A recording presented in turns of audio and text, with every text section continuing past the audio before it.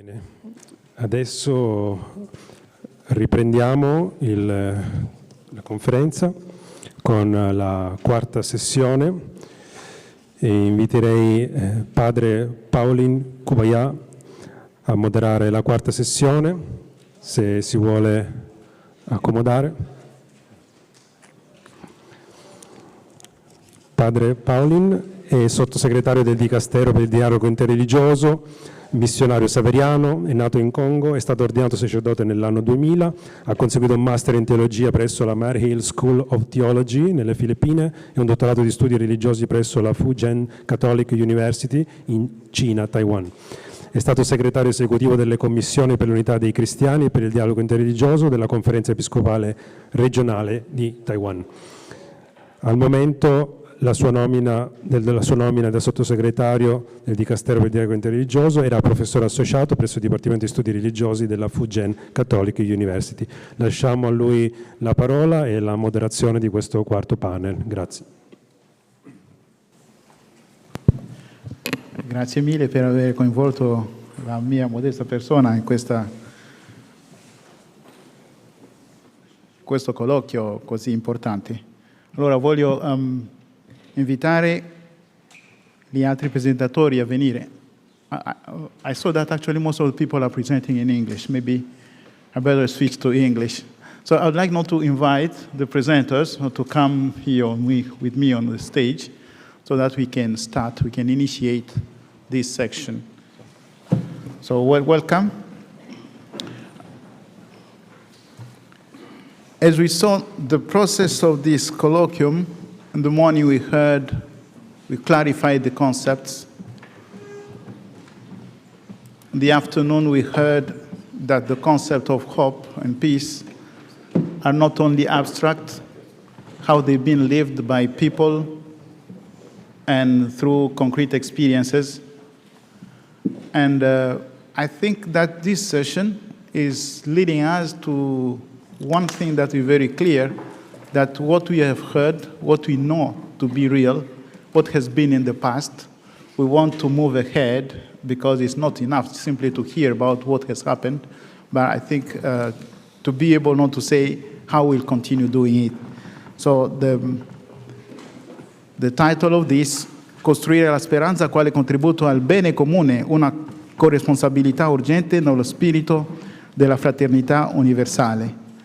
And the first presenter for this topic will be listening to a Sikh position. For the Sikh position, we'll hear Professor Jasjit Singh. He is a professor of religion and global engagement at the University of Leeds, specializing in the religious and cultural lives of Sikhs in diaspora. His research focuses on religious and cultural transmission and representation of religious minorities in policy and media. As a recognized expert on Sikhs in diaspora, Professor Singh has contributed significantly to policy making and community engagement and regularly appears as an academic commentator on Sikh affairs in mainstream media. Professor Singh has held several prestigious positions, including visiting professor in Sikh studies at the National University of Singapore, and is currently co-chair of the Sikh Studies Unit at the American Academy of Religion. His current research is focusing on digital religion, in particular, the interaction between religion and artificial intelligence. So please, the floor is yours. Thank you.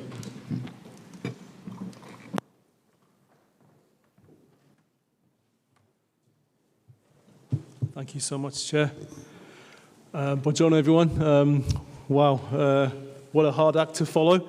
I know it's the last session of the day. Lots has already been said, and we've been very well looked after, probably a bit too well looked after. So sincere thanks to all the organisers for all their efforts so far. I certainly wasn't expecting to eat so many samosas in Italy, but it's been a pleasure. And secondly, I'd like to apologise for not being able to speak Italian, but I'm from the UK, and we're generally not great at languages. Anyway, it's my profound honour to speak here at the Pontifical Gregorian University a place where faith and intellect have met in dialogue for centuries, on a theme vital to our shared humanity, building hope as a contribution to the common good, a Sikh perspective. From a Sikh perspective, the common good is rooted in the principle of Sarbatta Pala, which means the well-being of all. The common good transcends individual or sectarian interests and calls for the flourishing of all humanity, regardless of class, creed, religion, gender, or background. It's not merely a social idea, but a spiritual imperative embedded in the daily Sikh prayer called the Ardas, which ends with a wish for the blessings of all. It's lived through practices like Langar, which we've already heard about, Seva, which we've also heard about from colleagues, and Naam Simran, which is remembrance of the divine. And you've heard about all these concepts already discussed throughout the day. The Sikh Gurus envisioned a society where justice, equality, and compassion are not abstract values, but lived realities. In this vision, contributing to the common good is not optional. It's a sacred duty for us all, a reflection of the divine in action. And today I want to explore hope, not as a private sentiment, but as a public virtue, a force that binds us to each other and to something greater than ourselves. And in doing so, I'll draw lessons from Sikhi which offer a rich, deeply rooted vision of hope, which is resilient, ethical, and radically inclusive. Philosophers like Alistair MacIntyre remind us that the common good is not a static ideal, but a shared moral journey, cultivated through practices and virtues. Gabriel Marcel reminds us that hope consists in asserting that despair is not the last word. Martha Nussbaum, through her capabilities approach, emphasizes that the common good is realized when each person has the opportunity to flourish. And Sikhi echoes these insights and grounds them in a spiritual framework where hope is not just about what we desire, but about how we live, serve, and remember. So in this talk, we'll explore the Sikh framework of hope, forms of hope found in the Guru Granth Sahib Ji, and how hope becomes a social and ethical force, and finally, how this vision speaks to our contemporary crises, which again, we've heard a lot about today. But before I continue, you'll note I'm using the term Sikhi here rather than Sikhism. And this is an important distinction. While the Oxford English Dictionary defines Sikhism, noun, as a monotheistic religion founded in Punjab in the 15th century by Guru Nanak, and Sikhs, noun, as adherents of Sikhism, Sikhs themselves use the verb Sikhi, which, like Sikh, stems from the Punjabi verb Sikhna, meaning to learn. The verb Sikhi refers to an active process of learning and developing through lived and shared experience. And that's a very important distinction to make. And I think it's important that we use the emic terms in anthropological terms to fully understand the nuances of what our terms mean. We need to use terms which come from traditions themselves to fully appreciate how we understand one another. Well, obviously, with reference to Tomoko Masuzawa's work on the invention of world religions. So with this distinction in mind between Sikhi and Sikhism, I'm going to refer to Sikhi going forward. Hope is not something an individual waits for. It's something which Sikhs are encouraged to actively strive for. Hope is something that we should work to provide others, everyone, with. The Sikh framework of hope.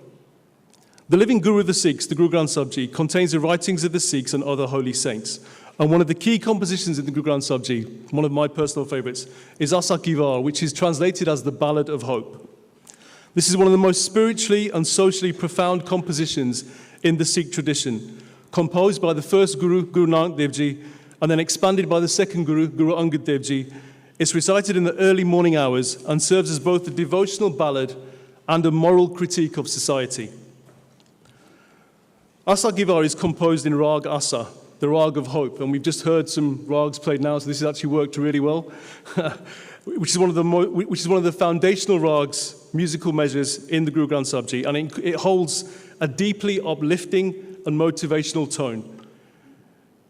It's associated in the early morning hours because it's the first thing you do, a time of spiritual awakening and reflection. And Asa, which we've heard about throughout the day, invokes a sense of hope, determination, and resolve, making it especially powerful for inspiring the listener to rise above doubt and despair for the rest of the day, for the rest of the life. Guru Nanak Dev Ji and other gurus compose many shabads in Rag Asa and guide seekers towards inner strength and divine connection. And at its core, Asa Givar is a spiritual roadmap for cultivating hope, not as a passive optimism, but as a resilient, ethical, and communal force. It offers a vision of a world where truth, humility, justice, and divine remembrance are the foundations of peace and well-being for all. Asa Givar promotes hope through righteous living and contentment. The Guru links hope to ethical living, teaching that those who live truthfully and serve others find inner contentment while working towards a hopeful vision of a just and peaceful society for all. In the 14th stanza of Asa Givar, Guru Nanak employs a metaphor of the silk cotton tree to illuminate a universal truth. The silk cotton tree, known in the Indian subcontinent as the simul tree, is a really tall, straight tree, very tall, very thick, but doesn't really supply any fruit. And Guru Nanak says the simul tree is straight as an arrow, it's very tall and very thick, but those birds which visit it hopefully depart disappointed. Its fruits are tasteless, its flowers are putrid, and its leaves are useless. Sweetness and humility, O Nanak, are the essence of virtue and goodness. So the Guru teaches that to provide hope to others, we must be humble ourselves. What good is power if it lacks the sweetness of humility? And humility is not about passivity, being passive, but rather the absence of self-importance. It acknowledges that all are important, wherever they are on the spectrum of human experience.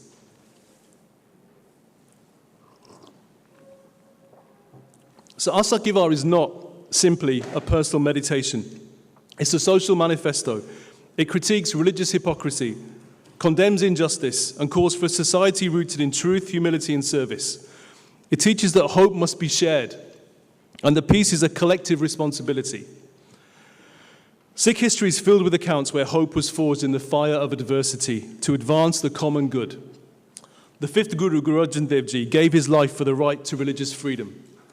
When the sixth Guru, Guru Har Gobind Sahib Ji, was imprisoned in Gwalior Fort for fighting against injustice, he negotiated not only his own release, but also that of 52 local rulers who were also unjustly detained. And the message of hope highlights how true leadership uplifts others. Freedom is not complete unless it includes everyone. These were all acts of defiant hope, hope that truth will prevail, that justice will endure, and that love will conquer fear. In a similar vein to St. Augustine's focus on anger and courage, which we've also heard about today, Sikh communities around the world continue this legacy, responding to crises, as again we've heard today, advocating for justice and building bridges of understanding through courageous action. In summary, building hope as a contribution to the common good means cultivating a mindset and practice that not only uplifts the individual, but also strengthens and inspires the wider community.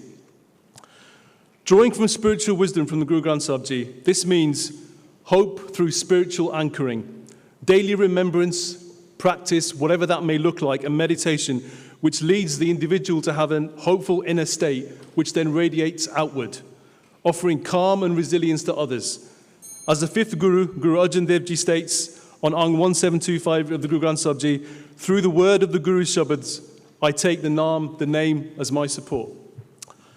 Secondly, hope through words which uplift others. Encourage others, speak truth with compassion, avoid cynicism. The language we use shapes emotional climates, particularly on social media. Hopeful speech can transform despair into courage. As already mentioned in Asa Givar, Guru Nanak teaches that sweetness and humility are the essence of virtue and goodness. And hope through service. The Guru Granth Sahib Ji teaches that the profound spiritual truth, the hope is not passive, but is cultivated through selfless service, seva. In Sikh philosophy, seva is not merely an act of charity, it's a sacred duty and a path to divine realization. By serving others without desire for personal gain, one aligns with the divine will and nurtures a hopeful, purpose-driven life. Guru Arjan Dev Ji on Ang 286 teaches, one who performs selfless service without thought of reward shall attain the one. Hope, therefore, is not a luxury, it's a necessity. And it's something we can all contribute to through our words, actions, and our presence.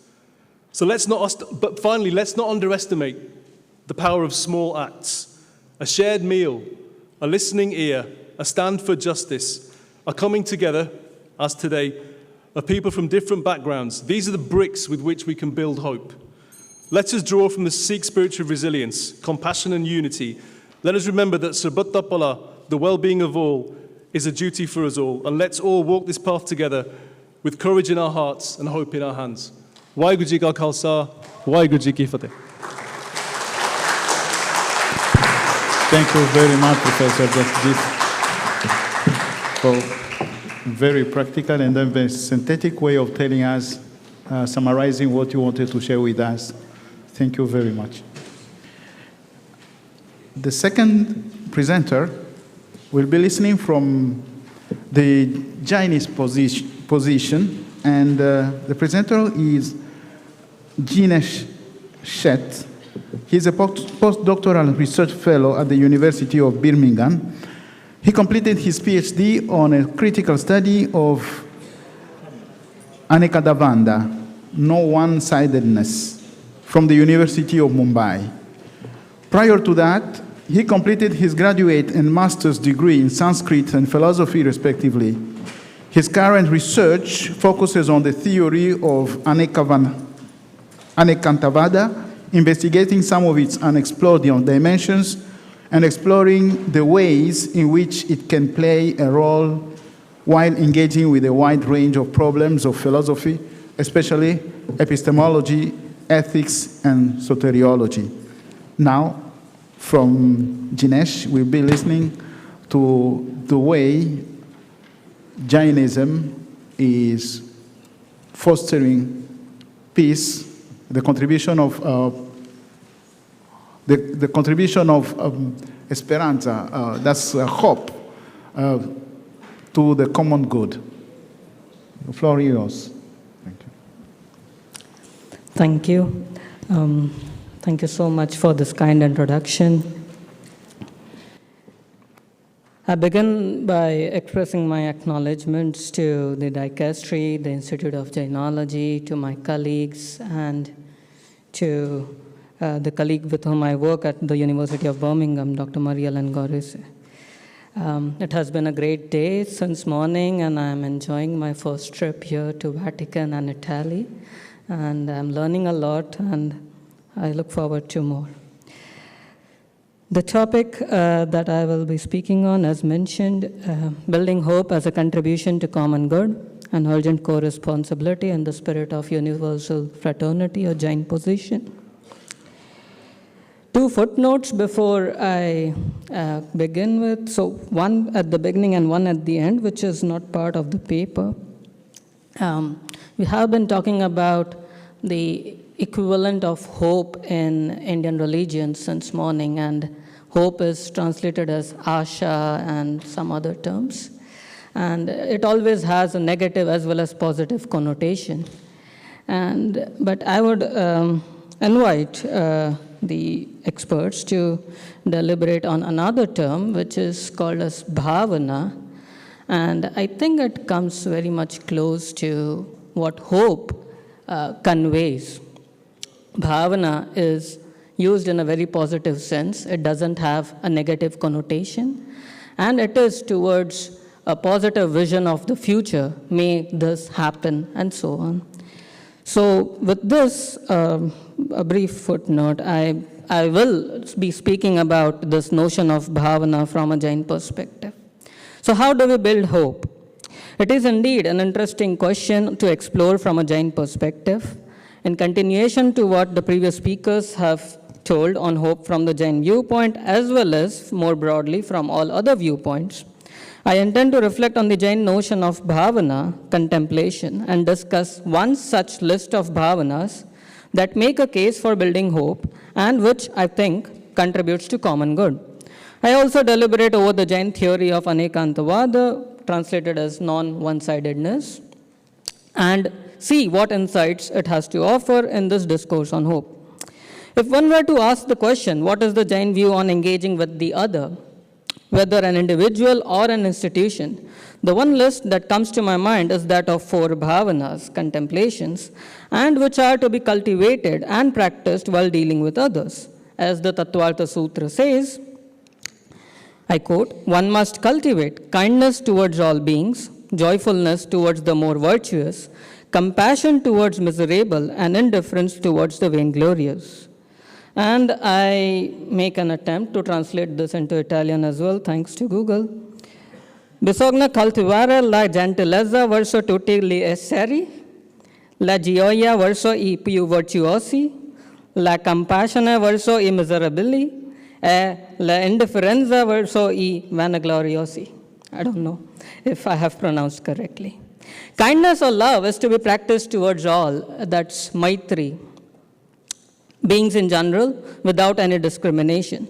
Although a truism, and perhaps often found in all religions, Jain scriptures often reiterate that all living beings wish to live and not to die. Tutti gli esseri vogliono vivere e non vogliono morire. And here I would like to emphasize the term all. One can imagine the levels of kindness that the Jain worldview demands when it is expected to be practiced towards tiny creatures and even plants. In practicing kindness, one cultivates an attitude such as, let there be no suffering to others. Acts of kindness, thus, often inspire hope in a positive future for both oneself as well as for others. Further, this kindness is not merely a social or an ethical construct. It is rather deeply embedded in the ontological structure of the Jain worldview. The soul, jiva, as Jainism would say, is the same for each living being. This is possible because the Jain metaphysics suggests that the soul may undergo numerous kinds of modifications from one phase of life to another, and without altering its eternal nature. Thus, the differences among various schools are with respect to various jivas, souls, are with respect to their current mode of existence and not with respect to their nature. Similarly, the second bhavana is expressing joy, pramoda, instead of enmity or bitterness towards the virtuous ones, and that is another desirable quality that one can practice in different walks of life. Whether in personal, social, professional, or religious life, expressing delight towards the virtues of others is not possible without a deep-rooted hope that may all beings become more virtuous and forsake evil thoughts, and thereby speech as well as deeds. The third virtue, the third bhavana, is cultivating compassion, that is karunya, towards those who are suffering, and that is another way to contribute to the common good. Statements such as, just as pain is not dear to you, so is the case with all living beings. And this time I would like to quote in Prakrit, Jahatena piyam dukkam janiya emeva savva jivanam. Embed an empathetic message such that the pain and suffering of others is not different than our own. Compassion also demands care, and which can be exercised in a much better way if one is able to empathize with the other. One can, thus, always hope to not inflict any kind of suffering on others.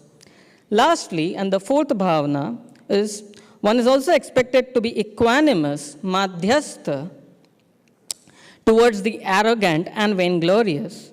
While we often hope that acts of kindness may be reciprocated in more or less the same way, it would be foolish to expect so from people who are egoistic and full of themselves. The last bhavana of madhyasthata, therefore, reminds us that one must not hopelessly think that a criminal would suddenly stop committing a crime towards us just because we have been kind to him. It is possible for someone to reciprocate acts of kindness with unkindness, of benevolence with evils, of generosity with pettiness, of joyfulness with hatred, and thus one can only hope that they do not do so and remain indifferent. The picture given by the four bhavanas to us is quite holistic, and one that does not ask us to overlook the differences amongst us. While we can have hopes that the world will become a better place, and process towards reaching such an ideal begins, the process towards reaching such an ideal begins when one cultivates these virtues. Hope may offer us bright visions for the future, but it is the virtues like kindness, joyfulness, compassion, and indifference, and so on, that would facilitate in bringing that vision to life and thereby contribute to the common good and universal fraternity. There are several other themes that one can explore in the Jain context to develop a more thorough account of hope. For instance, there are other lists of bhavanas that an individual may cultivate in one's own spiritual journey, which would also entail further hope. Jain scriptures also talk about hope at the face of death and dying, which is through the practice of sallekkhana, dying, fasting unto death. Nevertheless, I leave these topics for future considerations. Before I close, I would like to draw attention to one of the key principles of Jain philosophy, and that is anekantavada, and see whether it can offer any insights on hope. And this theory is often captured via the parable of the blind man and the elephant, which is very common across the globe. It's not just a Jain parable. It's maybe you have already heard or read about it. So the central thesis of anekantavada states that anything that exists is multifaceted or non-one-sided. This multifacetedness is expressed through asserting simultaneous existence of contrary properties such as existence and non-existence, identity and difference, and so on, in one and the same thing. What does it mean when I apply this theory to the concept of hope for the common good? Well, one thing that it does imply is that hope is not necessarily always a virtue. It is not a virtue in an absolute sense. What do I mean by this? Well, at times, hope might not be sufficient, maybe even detrimental. For instance, and there are some people like this, climate change activists such as Greta Thunberg, thus, are quoted as saying, adults keep saying we owe it to young people to give them hope, but I don't want your hope. I don't want you to be hopeful. I want you to panic. Hope, indeed, is a wonderful gift that at the hands of humankind to see light in times of darkness, to envision peace during times of war, but it must also not be exploited such that we end up being completely ignorant of the harsh realities and do not exercise our agency in taking concrete steps. And with this, I end here. Thank you. Thank you so much. Gracia. Thank you very much. Thank you. One question and a clear answer. How do you practice with 4 kinds of bhavanas, contemplation? What is interesting with the contemplation actually that he's talking about is not only looking, it's actually acting. Because as we hear, this kindness, joy, compassion, all this, we do not only look at them, we need to be engaged concretely. Thank you very much. We move now to a Hindu perspective with Brahma Kumari Radhagupta, who she will be presenting us now this perspective. She grew up in Delhi, India, where she was introduced to the Brahma Kumaris and started her study and practice of Raja Yoga. She then spent 10 years in the UK, in Scotland, where she began to assist in the activities of the Brahma Kumari Center there. In 2002, she came to Rome, taking the experience she had gained to collaborate in Brahma Kumari's activities here in Italy. She is now part of the national coordinating team in Italy, together with her work in administration in one of the Rome-based UN agencies. With her experience in the East and West, Radha brings a balance of the 2 cultures in her life and work. And we hope to hear more about that in the presentation she's going to give us now. Please.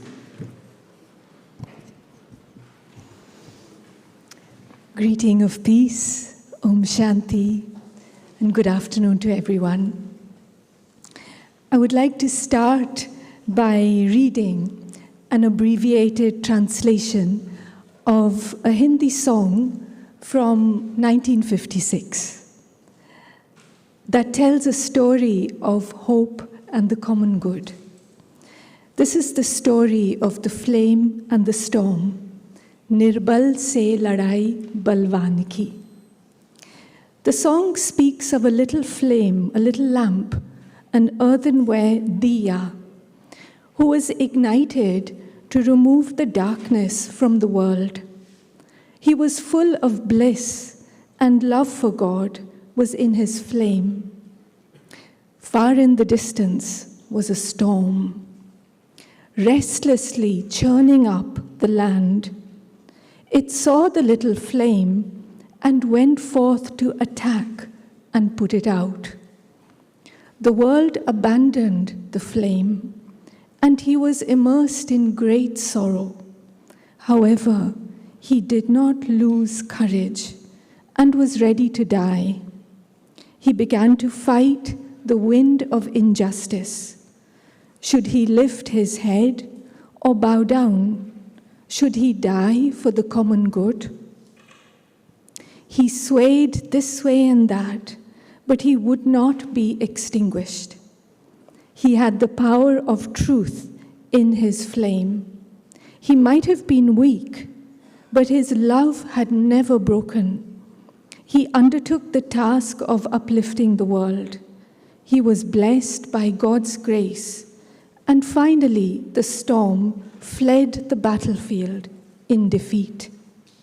This is the story of the flame and the storm, the story of the weak and the strong. And I would ask, who is weak and who is strong? No.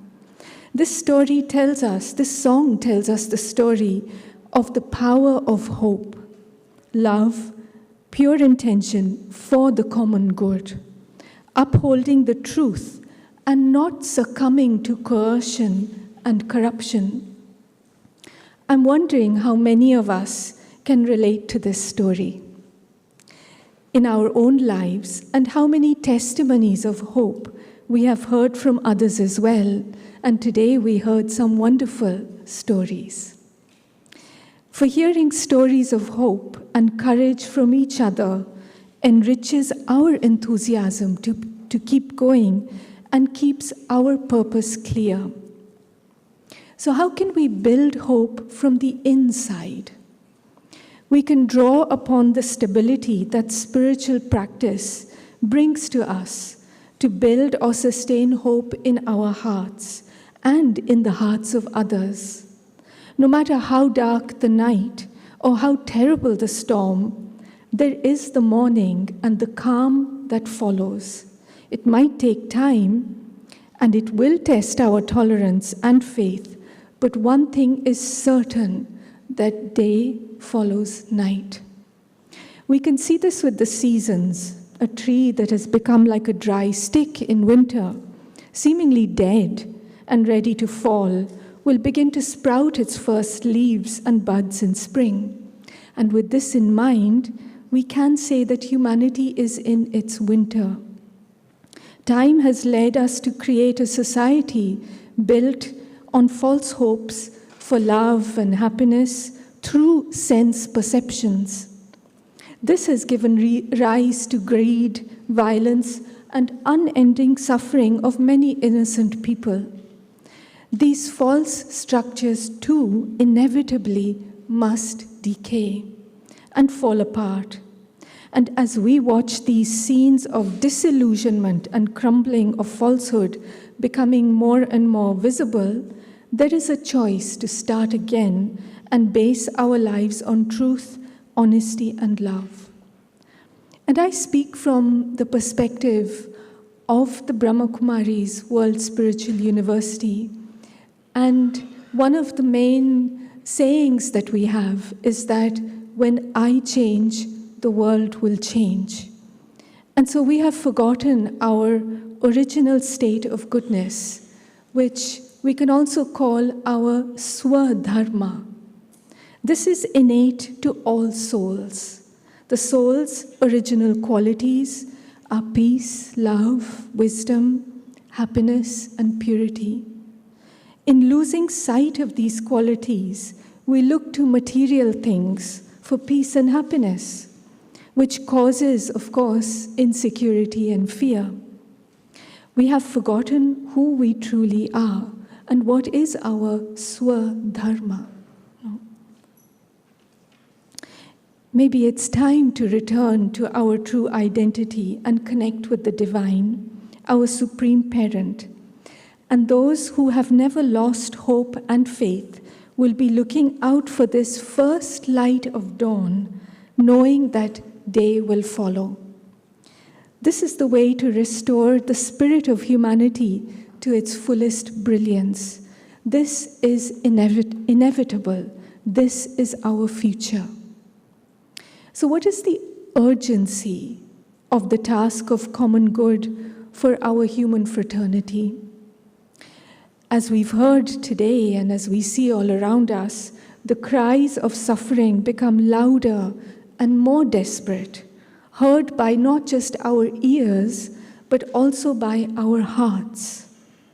In what way can we collaborate in God's task of helping our brothers and sisters, the human fraternity, our society, to return to a life of dignity, contentment, and peace? As people with a spiritual and/or religious practice, we can draw inner power from the Supreme Source. We can live in alignment with our highest principles. And also, by keeping our eye on the dawn and not on the darkness, we can become an inspiration for others in our spiritual and social community and beyond to do the same. To be filled with hope and to be peaceful is, I believe, an intrinsic characteristic of human nature. Children naturally carry the energy of optimism and hope for the future. Children are referred to as Asha Ke Deep, the lamps of hope. And together, we can cooperate for the common good through the example of our own life, knowing that when I change, the world will change. And so, no matter how much darkness surrounds us, hope is last to die. In fact, it is eternal. It is contagious and always within reach. We might ask ourselves, what am I hoping for? What do I see as possible? Let's look at some of the obstacles to building hope, and some obstacles looking at it from the inside. I believe that one of the big obstacles that comes in the way of the power of hope is expectations. Instead, the power of elevated, pure wishes, which I really connect with this word bhavna, which is these loving good wishes for others. This will generate contentment, empowerment, and appreciation, as opposed to the pressure and stress that is attached to expectations. Expectations might be useful as a driving force to bring results. However, they also generate fear, pressure, and undue competition. Hope, however, in the form of pure intention, clear vision, and good wishes is just as, if not more empowering, and in the long term builds a solid self-respect and inner stability. Another obstacle that I have seen quite often is that of disheartenment, pessimism, and the negative use of past experience. The dreams of an individual and group of people are sacred. All too often we might hear or even say, no, that's not going to work, that's too difficult, too impossible. In my experience, I am deeply grateful to the people who have seen the light of hope in me and have encouraged me to go forward. So how can we maintain the highest energy of hope? What can we do as individuals or as for our own groups, for our family, circle of friends and colleagues, for our society? We can keep within ourselves the atmosphere of hope through our thinking, create a space of encouragement, inspiration, and safety for all those who we encounter. We can focus on the strengths rather than the weaknesses. And just in conclusion, I would like to say that I would like to think that hope is as eternal as peace. It is a light that can be strengthened at will. It is contagious, it can be spread quite easily actually. It hides itself inside us, and so we need to keep hope together with love in the forefront of our awareness, thereby generating courage, strength, and resilience in all that we do for all that is to come. I would like to leave you with one question to reflect on. What one hope have you sustained in your life that is still alive in your heart today? Om Shanti. Thank you. Thank you very much. I'm sure people will be bringing this home and then continue meditating on it, because there are good insights inside. Hope is the last to die. It is contagious, always within reach. And then it's different from expectations. Thank you very much. Now we move from Hinduism, we move to Buddhism. And this position, I think, you could be ready for a different kind of languages, maybe, if not Italian, maybe also Chinese. No, Italian. It's going to be Italian for a change. Because Bhikkhuni Damadina, who is a direttrice, no, della Gamma Research Group of Fagushan Dharma Drum Institute of Liberal Arts in Taiwan, and visiting professor of Buddhist studies at the University of California in Berkeley. Born here in Italy, she was ordained as Buddhist nun in the Theravada tradition in Sri Lanka in 2012. She studied Indology, philology, and Indo-Iranian, Yes. Tibetology, and at the University of Napoli. And she's continuing advanced Buddhology at the Soka University of Tokyo, in the research humanities at the University of Kyoto. Her academic work concentrates on traditional Buddhist writings during the period of Buddhism, the Indian period of Buddhism, and also the development of Buddhist tradition, diverse schools of meditation in India, and as well as the monastic rules in Buddhism. Bhikkhuni Damadina started practicing meditation in 1996, and she started teaching this Buddhist meditation from 2017. She lived in the United Kingdom, in Nepal, in Myanmar, in Japan, in Taiwan, and Sri Lanka. She's dedicated to meditation and to research, and also she teaches. We'll be listening from her these various international experiences, as she'll be sharing with us the Buddhist approach, not to the Buddhist contribution to the culture of hope. So the floor is yours. Ho sentito parlerai in italiano. Sì, sì. Ma puoi anche rimanere lì se vuoi. Sì, resto qui. Grazie Grazie. mille, padre Pollen. Grazie a tutti, spero che non morirete di sonno a quest'ora ormai. Però fortunatamente ci sono moltissime cose che potrò tagliare e fare fuori, visto che sono state già dette meglio del modo in cui le avrei potute dire io fino ad ora. Quindi volevo un po' così andare a riassumere, cercherò di stare nell'essenziale piuttosto che nel non essenziale, non so se ci riuscirò. E diciamo che in generale cercherò di parlare dal punto di vista... Mi sentite? Mi avvicino. Mi sentite meglio adesso? Okay.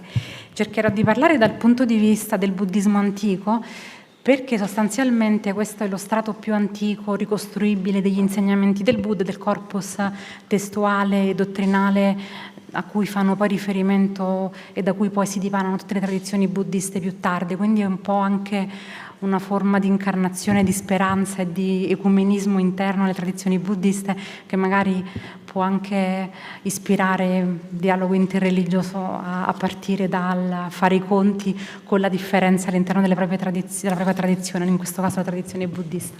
Quindi è per questo motivo che ho deciso di focalizzarmi su questo corpus testuale e dottrinale. Diciamo che dal punto di vista buddista la speranza, la nozione di speranza, con tutti i caveat che sono stati fatti in termini di relazione tra speranza, desiderio, ambiguità della relazione con questo termine, eccetera, è fondata epistemicamente e soteriologicamente sul risveglio del Buddha. Per epistemicamente intendo dal punto di vista di quella che è considerata la valida conoscenza della verità. Per soteriologicamente mi dovrei un po' vergognare di usare questo termine in questo contesto, però intendo la dottrina della liberazione e della salvezza. Chiaramente nel buddismo la salvezza non avviene attraverso un agente esterno, ma avviene attraverso la messa in pratica da parte dell'individuo di un insegnamento che però è stato scoperto da un agente esterno che è il Buddha. Quindi si può parlare in un certo senso di soteria per mezzo dell'insegnamento del Buddha, anche se non c'è una entità soprannaturale che rivela questa possibilità di salvezza o di liberazione, quindi è un po' a cavallo tra salvezza e liberazione. Questo risveglio, liberazione del Buddha, consiste essenzialmente in un allineamento totale e completo, ovviamente questa è la posizione buddista, con la realtà, quindi una visione non distorta della realtà, ma non si tratta di una visione esclusivamente cognitiva o teoretica, si tratta di un processo di allineamento etico, chiaramente anche cognitivo, estetico, epistemico, quindi non esiste una compartimentalizzazione tra diversi domini dell'esperienza nella tradizione buddista. Quindi l'enfasi è sicuramente sull'allineamento soggettivo con la realtà e con la verità, però chiaramente questo aspetto soggettivo implica una intersoggettività per il fatto stesso che il Buddha ha ritenuto possibile che altri potessero raggiungere lo stesso livello di realizzazione. Quindi a livello già fondamentale l'insegnamento buddista è un insegnamento che parte dalla prima persona ma include la seconda e la terza persona, quindi è un insegnamento intrinsecamente intersoggettivo, e questo è anche importante, penso, da tenere presente, perché nella ricezione occidentale o comunque moderna e anche soprattutto postmoderna degli insegnamenti buddisti c'è un po' questa idea di un cammino individualista o ripiegato su se stessi o un'enfasi della soggettività esperienziale, eccetera, eccetera. Tutto questo discorso è parte del modo in cui la tradizione buddista è stata costruita nella ricezione occidentale, ma è assolutamente estraneo al buddismo tradizionale, che non conosce questa distinzione tra progetto di miglioramento personale e invece farsi carico anche e prendersi cura anche dell'altro e della comunità. Quindi penso che questo sia abbastanza importante da tenere sullo sfondo di questa conversazione. Quindi sostanzialmente il risveglio del Buddha configura tutta l'etica buddista come una sorta di fenomenologia morale in cui sostanzialmente il soggetto, la persona, può emanciparsi da ciò che non è salutare, dal male sostanzialmente. E da questa fenomenologia sostanzialmente morale il Buddha comunica al mondo le 4 nobili verità, di cui sicuramente avete sentito parlare e che sono state anche menzionate stamattina e oggi pomeriggio. Queste 4 nobili verità sono uno schema pedagogico, quindi non sono una cornice dogmatica, non sono un dogma di fede o qualcosa che si realizza e si verifica nominalisticamente così come sono esposte, ma è uno schema pedagogico che punta alla possibilità di arrivare alla cessazione non solo della sofferenza, ma della causa della sofferenza. Quindi la causa della sofferenza è la Brahma sostanzialmente, la Brahma di venire in essere, quindi la Brahma di volere più esistenza soggettiva, di volere la continuazione disperata della propria esperienza nel mondo, o la Brahma di non essere, che è questa volontà di annientare la propria esperienza nel mondo. Quindi il cammino di mezzo, la via di mezzo di cui si parla, non è solo un astenersi dagli estremi dell'indulgenza nei sensi o dell'automortificazione, ma un valore anche più profondo che ha a che vedere proprio con questa risoluzione della conflittualità dell'essere umano rispetto all'esistenza. E da questa possibilità nasce la capacità di offrire speranza come fede e fiducia realistica nella possibilità del cambiamento. Quindi l'idea della speranza, con tutti i chiarimenti che sono stati già offerti nella giornata di oggi, non ha a che fare con una proiezione di un divenire altro da quello che si è, che sorge da un senso di insoddisfazione con il mondo per quello che è, ma nasce dall'idea di risolvere la propria conflittualità con il mondo. Quindi non è una postura negativa o pessimistica rispetto al mondo in quanto tale, è una postura che ha a che vedere con la relazione tra il soggetto e la propria esperienza di sé e del mondo. E in realtà il saggio è descritto come colui o colei che è andato al di là della speranza e della disperazione, nel senso che questo trascendimento della speranza e della disperazione non è il rifiuto della possibilità della speranza, ma è il rifiuto dell'attaccarsi a una proiezione nel futuro di una realtà altra da quella che è. Quindi tutto il discorso non è tanto, come spesso si ascolta nelle versioni un po' pop o trash del buddismo, che siamo nel presente e tutto l'orizzonte rilevante è quello del presente. Questa è una riduzione chiaramente da un punto di vista etico. Lo scopo non è edonisticamente dimorare nel presente, è lasciare andare la costruzione egoica nel presente, quindi lasciare andare l'autoreferenzialità nel presente, che è una posizione completamente diversa dal godere del presente o dal glorificare la posizione del soggetto nel presente. Questo fa una grande differenza tra la visione profondamente etica del buddismo e la versione un po' commercializzata, New Age, eccetera, eccetera, della tradizione buddista. E quindi la speranza si ricostituisce, cioè è costituita come una certezza serena del valore intrinseco che il sentiero stesso, il cammino stesso di liberazione ha. Quindi la certezza che il Buddha ha raggiunto il risveglio mi offre una sorta di speranza pragmatica e preliminare, che mi fa pensare che nella misura in cui ho realizzato o sono speranzoso rispetto alla possibilità di emancipazione dal mio costruire erroneamente il mio mondo interno e quello esterno, potrò a un certo punto ampliare la possibilità di purificazione e di riallineamento della mia percezione del mondo interno ed esterno.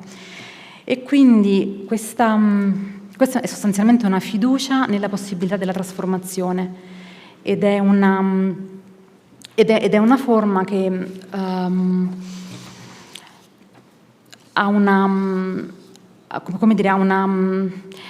Cioè, a me piace dire che veramente è una forma che è epistemicamente solida, nel senso che non presuppone di dover sapere più quello che si sa, però è contemporaneamente radicata nella conoscenza pragmatica del minimo di purificazione possibile che io sono riuscito già a mettere in atto nella mia vita personale.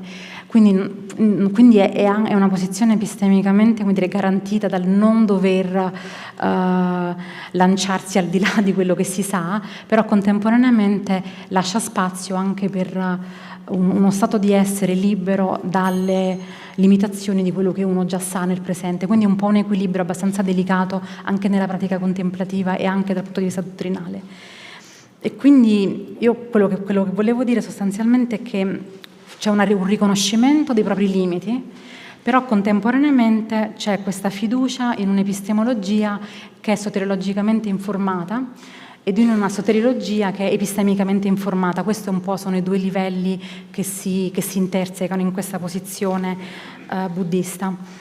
E quindi questo orientamento consente una fiducia esistenziale che è l'opposto della disperazione postmoderna, eccetera, che è appunto questa fiducia non tanto nei risultati, pur credendo alla possibilità dei risultati, ma nel processo stesso del cammino spirituale.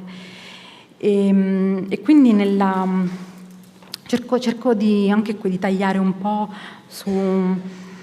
su alcune delle cose che volevo assolutamente dire e che invece non avrò il tempo di dire. Cioè la cosa essenziale è che da questa speranza non questa speranza non si mette in atto negando la sofferenza o relazionandosi con l'altro in una prospettiva di cancellazione della legittimità della sofferenza dell'altro e neanche della propria.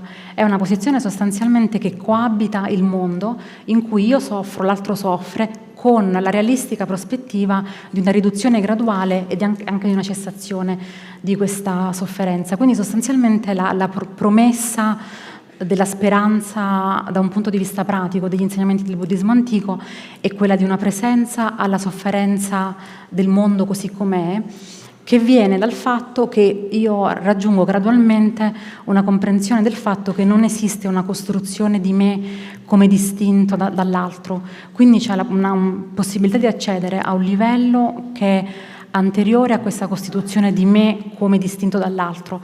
Quindi questa comunione è intesa come comunione strutturale degli esseri umani. Quindi non c'è bisogno di una speranza normativa che voglia accogliere l'altro o che voglia cogliere teoreticamente l'interdipendenza. No? C'è una possibilità di riconoscere con questa postura di presenza una comunanza e una comunione tanto della costituzione distorta del mondo, per chi non ha ancora purificato la mente-cuore, che nel buddismo sono un po' la stessa essenza, e tanto di chi ha fatto questo cammino di purificazione. Quindi sostanzialmente c'è una forma, secondo me, che è strutturale, di speranza che è intrinseca alla condizione umana e quindi accedere alla speranza significa accedere alla presenza, alla condizione umana per quello che è. E da questo punto di vista credo che uno dei vantaggi, e chiudo con questo, della posizione buddista, nel senso uno dei contributi che può offrire anche al discorso del dialogo interreligioso, è che non necessita di una postura dogmatica o non necessita di dover indurre una credenza, un'adesione a un articolo di fede, proprio perché consente in qualche modo, con tutti gli strumenti contemplativi, l'accesso a questa dimensione di comunione fondamentale degli esseri umani. E quindi questo può essere utile anche nel caso di esistenze completamente disperate che non vogliono saperne assolutamente nulla, e a ragione di tutte queste storie religiose e narrazioni che sono un po' anche autoreferenziali alla fine da parte di soggetti o persone religiose quali noi siamo. E quindi un po' anche vivendo in tanti contesti diversi, provenendo chiaramente da un condizionamento cattolico e avendolo abbandonato eccetera, mi sono resa conto che forse questo accesso a questo livello proprio dell'essere è l'unica forma autentica che non ti pone in una postura di superiorità rispetto all'altro, perché altrimenti l'altro non ci crede alla speranza, se tu già arrivi con questa postura autoritaria o dogmatica, a prescindere dal fatto che poi chiaramente ognuno di noi crede fondamentalmente che la propria posizione o la propria religione, il proprio credo sia quello più vicino alla verità per noi, cioè per giungere più facilmente alla verità. Questo era un po' in super sintesi quello che volevo condividere. Grazie mille, grazie. Adesso ho capito perché qualcuno mi diceva che nel buddismo non c'è questo concetto, no, della speranza. Ho capito che è delicata, che si deve capire bene, spiegare bene per poter essere capace di parlarne. Grazie mille. Allora, so the last presentation, actually we have heard several presentations. Now we are coming, because this is still a Hindu, it's a dharmic Christian dialogue. And so now we are coming back to, after hearing different dharmic versions, now we go back to the Christian Catholic answer to the question that we've been asking, and it will be presented by Reverend Father Martin Ganeri. He is a professor at the Angelicum, where he is the founder and director of the newly established Institute for Interreligious Relations. He is a member of the English province of the Dominicans and was provincial until April last year, after which he moved to Rome. For many years, he has worked in the area of Catholic theology of religions and in Catholic theological engagement with the thought of other religions. So now I would like to invite you to listen to the answer that Father Martin is proposing to the question of this afternoon. Please. Yeah. Buonasera a tutti e a tutte. Sono molto felice di essere qui alla presenza della sua eminenza e con tutti voi oggi, di avere questa occasione di riflettere su questo tema così importante. Vi offro un contributo piccolo e ultimo oggi, e parlo in inglese. Building hope as a contribution to the common good, an urgent co-responsibility in the spirit of universal fraternity. The idea of the common good is certainly something that is of great importance in modern Catholic teaching. As Gaudium et Spes, the Constitution on the Second Vatican Council on the Church in the modern world puts it, every day human interdependence grows more tightly drawn and spreads by degrees over the whole world.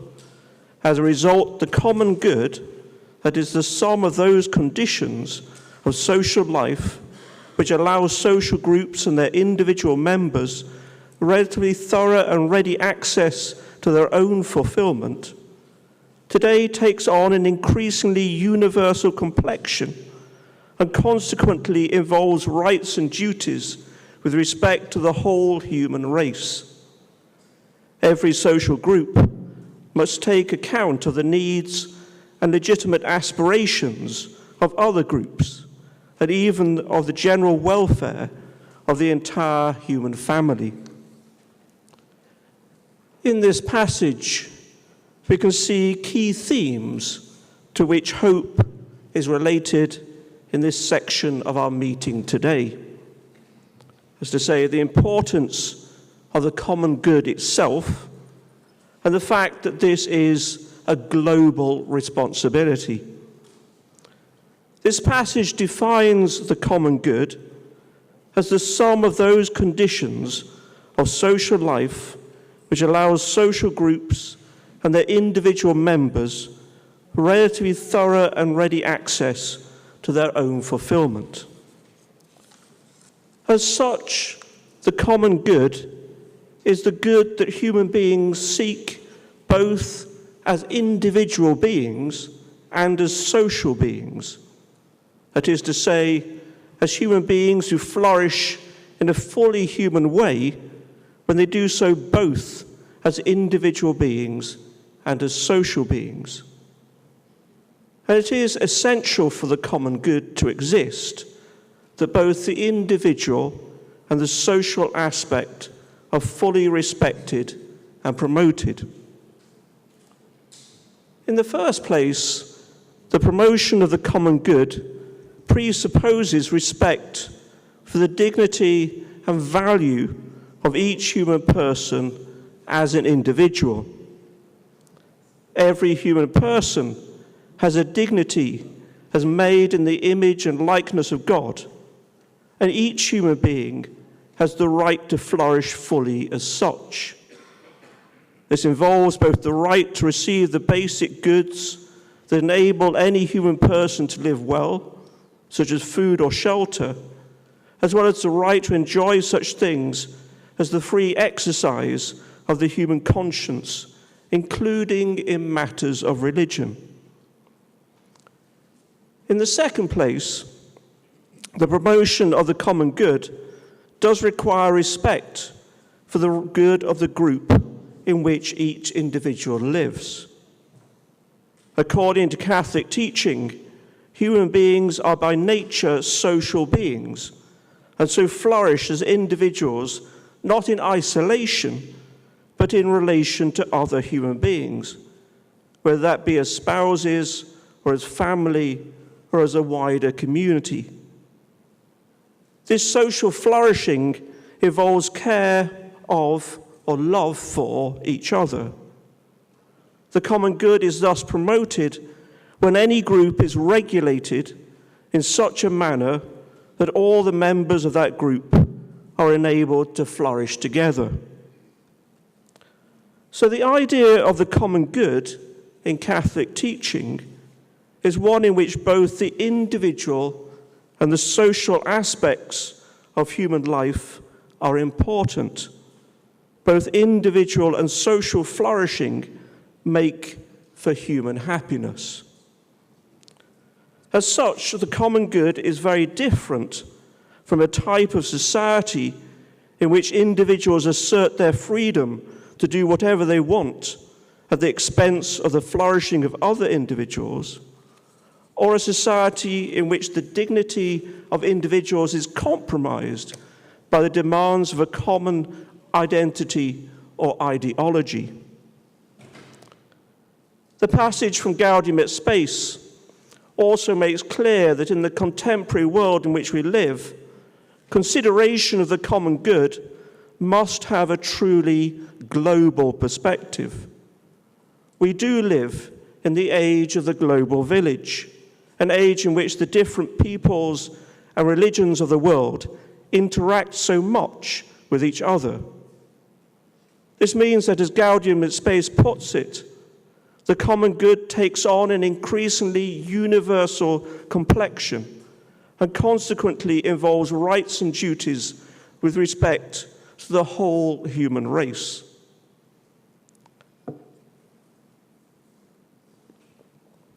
A final essential element in the promotion of the common good in Catholic teaching is that there is peace. Here, peace means not just the absence of war, but that there is stability and security supported by the rule of justice within any local or global community. Without such peace, the conditions will be lacking for the common good to be realized. Now, clearly, when we consider the world in which we live, we see a widespread absence of the common good in so many places in the world and in the world as a whole. How then can building hope serve as a contribution to the common good? In the first place, the absence of the common good makes the common good itself the proper object of hope. Hope in general, from the Catholic perspective, is something that is directed towards the attainment of things that are good and also things that are future. That is to say, things that we do not already possess or enjoy. The absence of the common good in the world means that it is certainly something that is in the future. However, for hope to be present, it must also be possible to obtain the good we want to get. If we do not think that we can obtain this good, then we end up in the opposite state, the state of despair. So to build hope, we need first to believe that the common good is something that is really a good thing and which we do want to obtain. And we must also believe that it is possible to realize it. For this to happen, we need to have the means to realize it, whether that is the physical resources necessary for human flourishing or the social or political resolution and empowerment to bring about peace and the realization of the common good. And this is where the spirit of universal fraternity comes to be so important.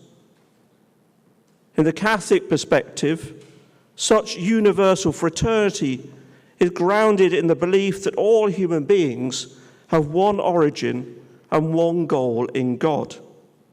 In other words, that all of humanity forms one community and so has the responsibility to realize a common good that involves everyone.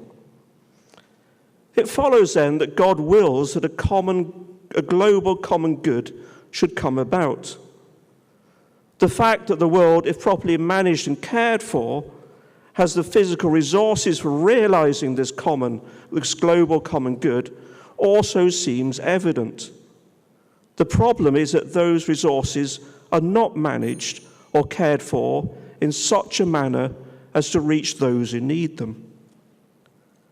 Well, this leaves the question of social or political resolution or empowerment. From a Catholic perspective, this must be something we Catholics are committed to, and which the Catholic Church must promote in the wider world as a priority for all to recognize. And we give thanks that we have the gift from God of a Pope in whom we have confidence that he will lead us in all of this. Thank you very much. Thank you very much, Father Martin.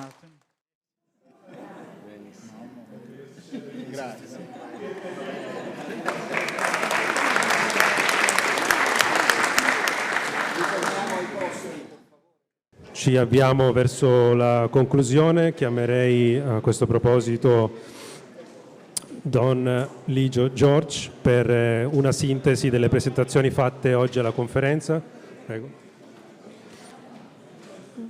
Don Ligio George è un sacerdote dell'arcidiocesi di Trivandrum, Kerala, India, e ha conseguito la licenza in filosofia presso la Pontificia Università Urbaniana di Roma. È prestato servizio come tutor presso la Facoltà di Filosofia Gnana Dipa, Pontificio Ateneo di Filosofia e Teologia di Pune, e come docente presso il Pontificio Seminario di San Francesco Saverio di Pune in India. Attualmente sta proseguendo gli studi in dottorato in filosofia presso la Pontificia Università Gregoriana di Roma. Gli lascerei la parola, grazie.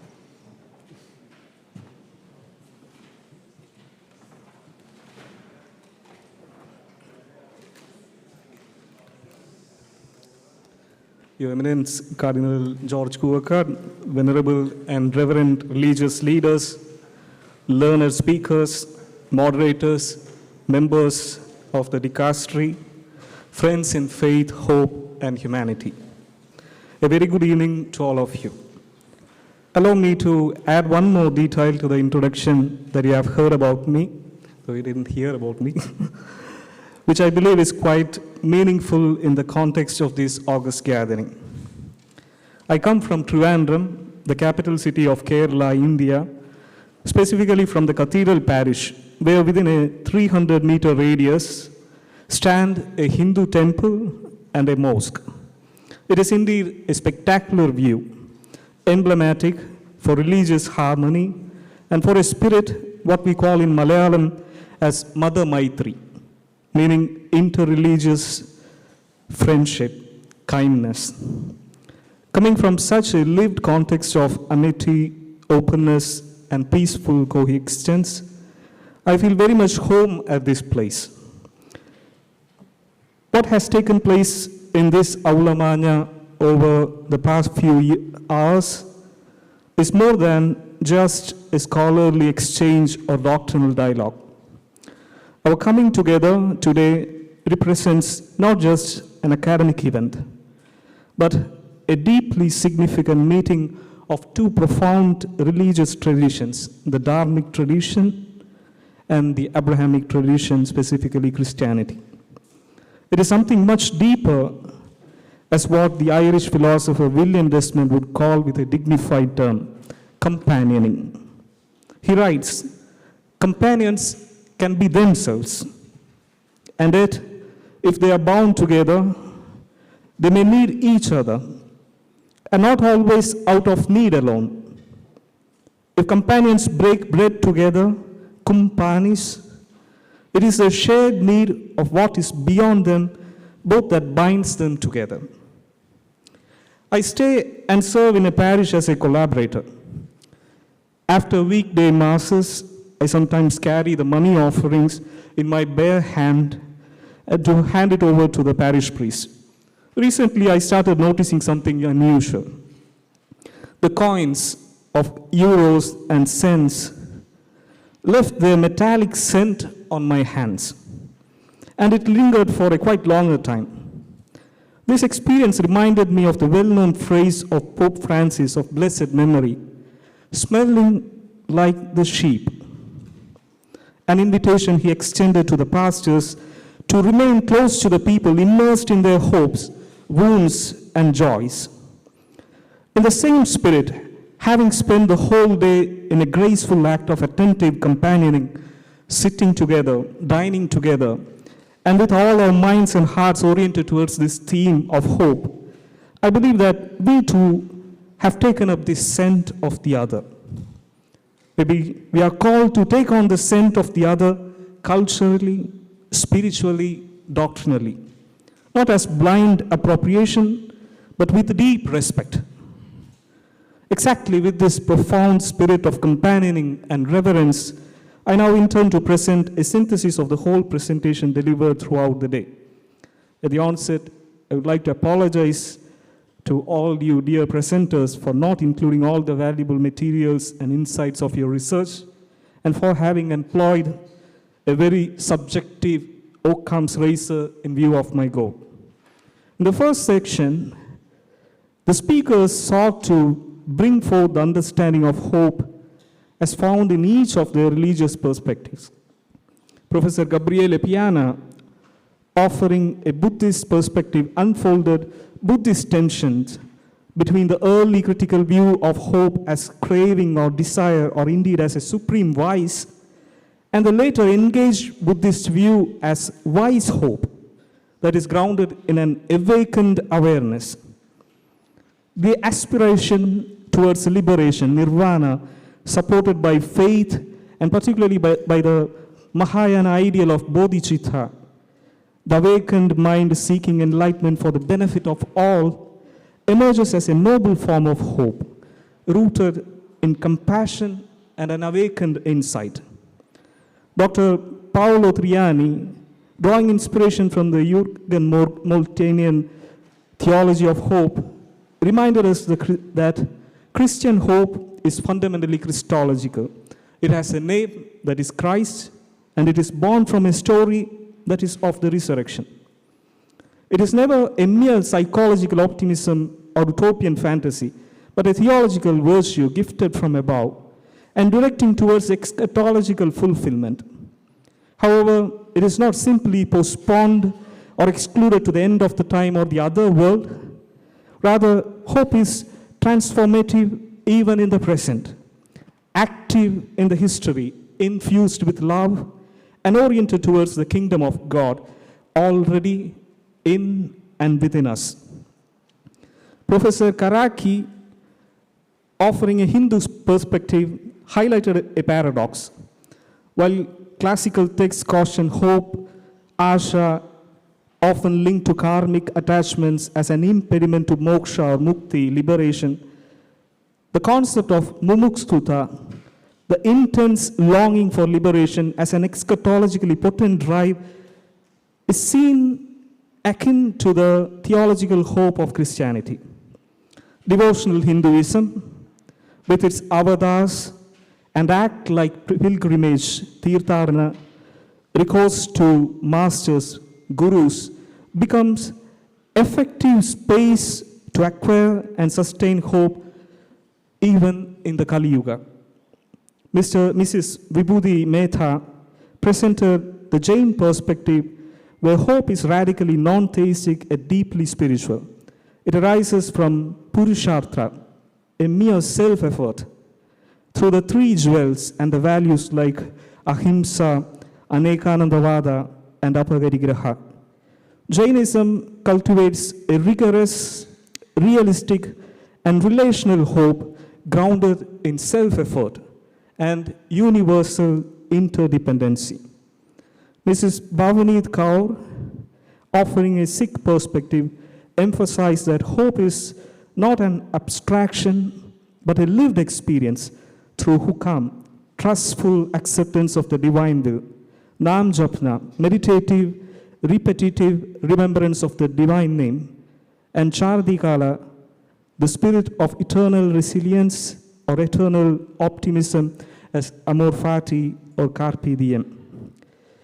The indiscriminative daily practices of serving meals in Sikh temples, langar, and the selfless service, seva, exemplifies this hopeful solidarity. In the second session, the first part, Sister Shalini Mulakil offered a powerful diagnosis for the causes of the decline of hope in the world.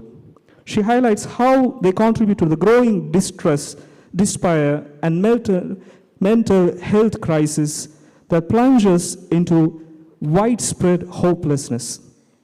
She cautioned, while religion can inspire hope, it may also deepen despair when it becomes rigid or exclusionary.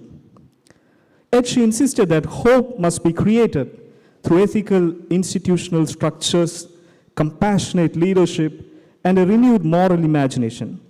In the second part of the section, reflecting on the role of religious leaders and believers, from a Sikh perspective, Mr. Ravijit Kaur shared the healing story of a leper, Prema, restored by Guru Amardas Ji, the third Sikh Guru, as a model, illustrating that in Sikhism, hope is inseparable from action.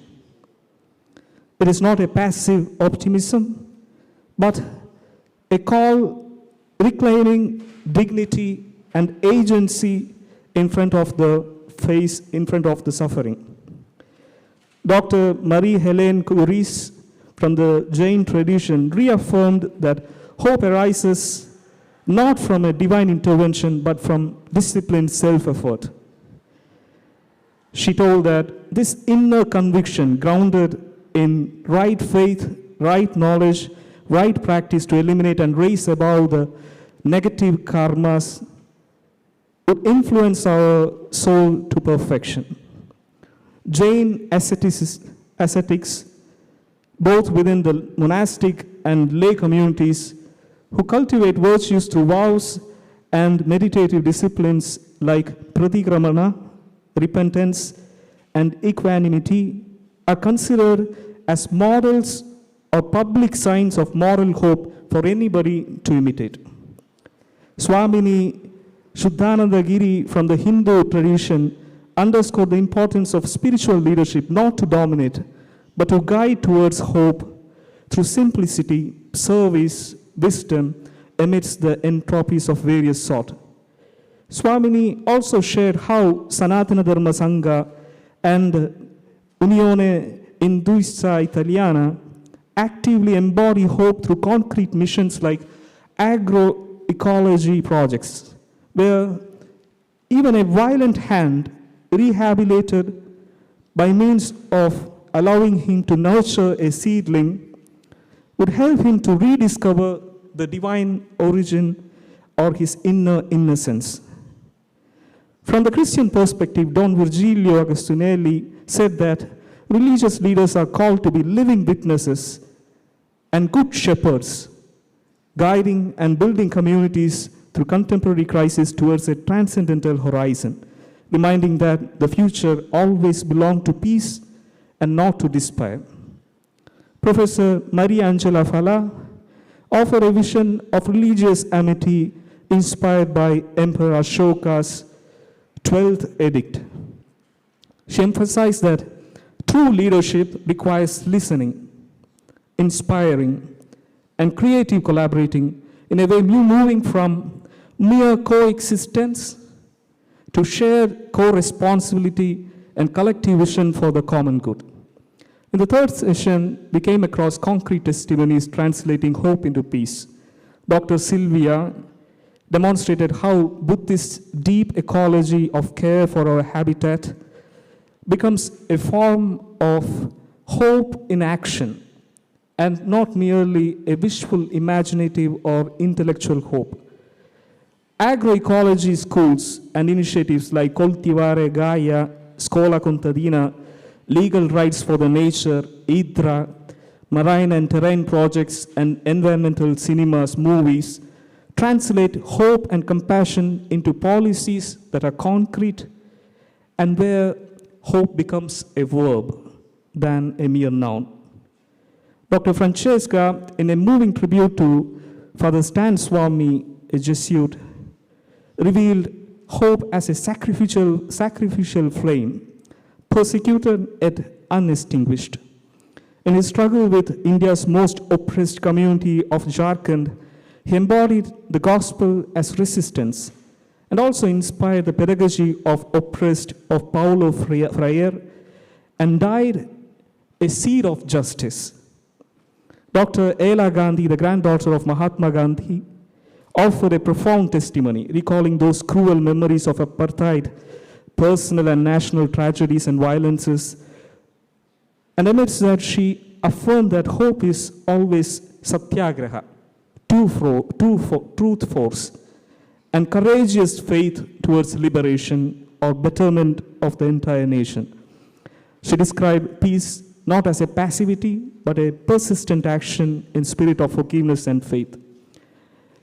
Dr. Amala Pragya shared an inspiring recovery journey of Ashok Chatterjee's, illustrating how hope becomes a powerful inner medicine to combat even recurrent illness, pains, and sufferings, as well as even to convert bad karmas into good ones.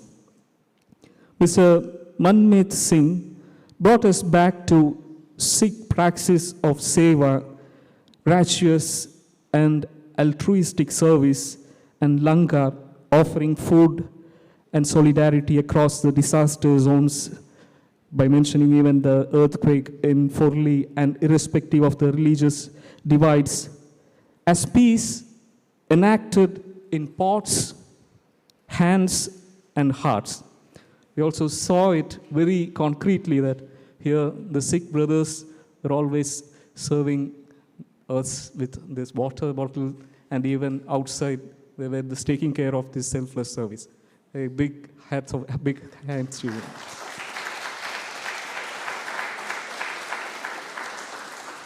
In the final session, hope gets placed within the broader horizons of common good, interpreted not merely as an individualistic moral ideal, but as an existential and collective imperative in time of global disintegration.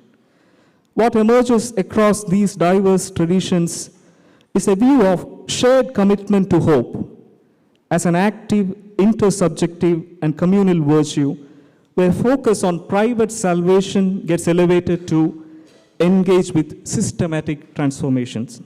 Professor Jasjit Singh advanced a rich Sikh hermeneutics of hope grounded in the principle of Sarbat Daballa, the well-being of all human beings. Rather than framing hope as an individual aspiration, Singh emphasized its public dimension, articulated through seva, selfless service, remembrance of the divine name, Naam Simran, and Langar, this egalitarian sharing of food. It transforms hope into embodied solidarity, practiced in daily life and institutional structures. He also made visible an important distinction between being called as Sikhism, people of Sikhism, as a fixed identity, and also as Sikhis, as a verb in a lived dynamic perspective. And he told that he prefers to be called as Sikhi. Dr. Jinesh Sheth presented a Jain approach rooted in bhavanas, contemplative practices fostering kindness, joy, compassion, and equanimity, and also by focusing on Anekanandavada, the doctrine of non-absolutism. These form a robust ethics of hope that is critical, non-absolutist, and more resilient. Dr. Radha Gupta, Brahma Kumari, offered a deeply spiritual vision through an allegory of a flame in a storm. Hope grounded in our eternal return, the Kala Chakra, is the energy of the soul, awakened by ontological awareness, remembrance, and through active participation in the divine renewal. Her acronym, HOPE, as honesty, optimism, pure intention, and enthusiasm, encapsulates the Brahma Kumari's pedagogy of moral spiritual restoration, urging not just a mere resignation, but an elevated vision. Venerable Bhikkhuni Dhammadina offered a refined Theravada Buddhist view of hope, not as a craving for future outcomes, which leads again to suffering, but as an existential confidence rooted in a dependent co-arising. She also proposed a hope without hope, a mindful ethical presence grounded in discernment for transformation. Hope here is not a guarantee, but a kura, care amid impermanence. It also combines this non-dualistic orientation that combines hope and despair together, validated through lived soteriological experience and a good epistemic arising. Professor Martin Ganeri concluded with a Catholic articulation of the common good as the integrated flourishing of all people and community, taking his reasons from Gaudium et Spes and based on the dignity of the human person. Hope, he reminded us, is a theological virtue, personal but also global, aimed at building just structures and that reflects a shared origin, fraternity, and destiny in God. Church as a moral compass in this fragmented age, with its global mission and leadership, is not merely to sustain personal faith, but to incarnate theological hope through concrete contributions to global peace and justice. As a form of conclusion, I would like to say, across all these traditions, hope emerges not as a passive longing or abstract ideal, but as a spiritually grounded, ethically charged, and communally embodied force. It is forged in disciplined practice, be it meditation, prayer, service, or contemplation, and also sustained through sacrificial love, inner resilience, and a collective moral imagination. Whether arising from divine promises, self-effort, or awakened awareness, it doesn't matter. Hope is destined to empower us to confront the brokenness of the world without succumbing to despair. It was not merely a multivocal reflection on hope, but a profound convergence of interreligious imperatives to enact hope as a shared responsibility. In an age marked by manifold existential crises, despair, uncertainty, meaninglessness, suffering, the wisdom that these traditions provide towards a hope that crosses religion, culture, and existential boundaries calls for co-responsibility in work of healing and renewal. From Sarbat Dabela to Anekanandavada, from Bhavana to Raja Yoga, from Saddha to Caritas, hope is not a mere escape from the reality, but an invitation to be in its deepest engagement. It is not a delayed consolation, but a present vocation, creative, compassionate, and courageous. This is not a hope that merely remains as a dream. This is hope that builds, as most of you said. It does not only speak of the common good, but it becomes its very breath, its fire, and its very unfolding path. Usually, towards the conclusion of the Mass, in the Latin rite, we used to say, Ite mita est. Go in peace. But it is having a different connotation. Now, the Mass that we have lived together in this sacrificial union is over. Now we have to take on the mission forward. So I just invite all of you to take this mission, and as I mentioned, the sent forward, deep in your heart and in all places that you are trying to work or trying to do your initiatives. I thank the members of the dicastery, especially Cardinal George Kuergard, for giving me this opportunity, and thank you for your patient listening. Thank you all.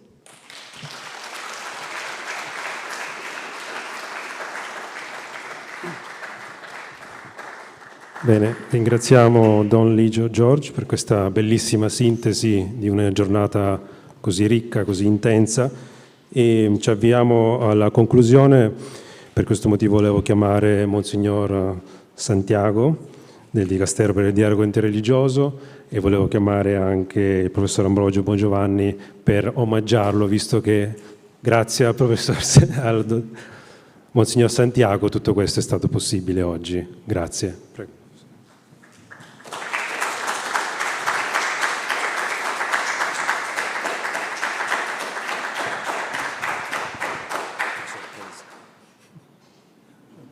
Adesso? Va bene.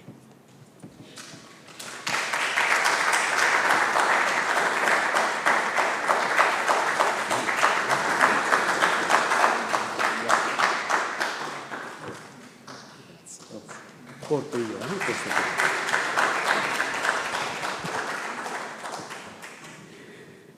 Eminenza e cari amici, qualche tempo fa avevo letto di un'intervista rilasciata dal rabbino Abraham Skorka,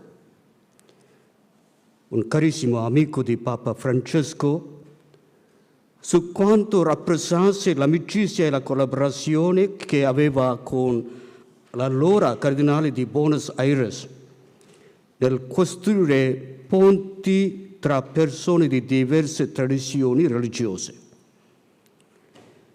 Il rabbino, come sappiamo, è stato coautore con Papa Francesco di un libro intitolato In cielo e in terra.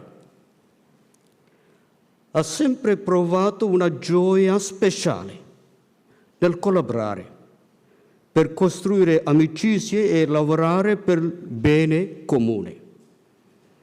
Ha anche detto: il nostro rispetto per l'identità e l'integrità religiosa dell'altro ci ha aiutato a imparare insieme. Abbiamo fatto tesoro delle differenze esistenti all'interno dei nostri punti in comune. La mia vita spirituale e religiosa sono diventate più ricche. Desidero fare eco alla gioia della collaborazione interreligiosa espressa dal rabbino Skorka mentre ci avviamo alla conclusione di questa conferenza. Negli ultimi mesi alcuni responsabili e rappresentanti delle organizzazioni che collaborano a questo evento hanno lavorato insieme per organizzare questo programma con gioia, ascoltandosi e imparando l'uno dall'altro, favorendo e rafforzando così rapporti di rispetto e fiducia con l'obiettivo comune di promuovere relazioni cordiali e collaborazione tra i cristiani e i seguaci delle religioni dharmiche, in particolare con i residenti in Italia e in Inghilterra. Il motivo principale della conferenza di oggi è stato quello di ampliare ulteriormente la prospettiva della costruzione di ponti tra le religioni. Oggi abbiamo ascoltato e imparato gli uni dagli altri e insieme la nostra occasione religiosa per la costruzione di ponti è diventata più profonda. Il nostro apprezzamento per la tradizione di fede dell'altro è più intenso e la semina di speranza tra le persone più feconda. Colgo l'occasione per ringraziare tutti voi, a nome del Dicastero per il dialogo interreligioso, per la vostra apprezzata presenza, la vostra partecipazione e il vostro prezioso contributo a questo incontro. Non farò i nomi dei singoli per mancanza di tempo, ma sappiate che siamo immensamente grati a ciascuno di voi. Vorrei ripetere, siamo immensamente grati a ciascuno di voi. La mia più profonda gratitudine va al Centro di Studi Interreligioso dell'Università Gregoriana, all'Unione Induista Italiana, all'Unione Buddhista Italiana, all'Istituto di Jainology di Londra e alla Sikh Seva Society per la loro generosissima e edificante collaborazione nell'organizzazione di questo evento. E un grande ringraziamento a tutti coloro che hanno prestato il loro generoso servizio per la buona riuscita della conferenza odierna. Chiedo a tutti di fare un grande applauso. Possiamo fare? A tutti noi, a tutti noi.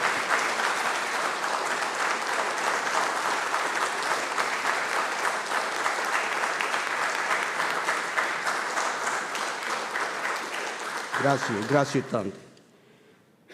Nel frattempo possiamo tutti impegnarci nuovamente a costruire ponti attraverso un dialogo vivo e contribuire così con le nostre capacità e nei limiti delle nostre possibilità, in sintonia con l'appello di Papa Leone all'azione di qualche giorno fa, a costruire un mondo in cui tutti possono condurre una vita autenticamente umana nella verità, nella giustizia e nella pace. Grazie ancora a tutti voi.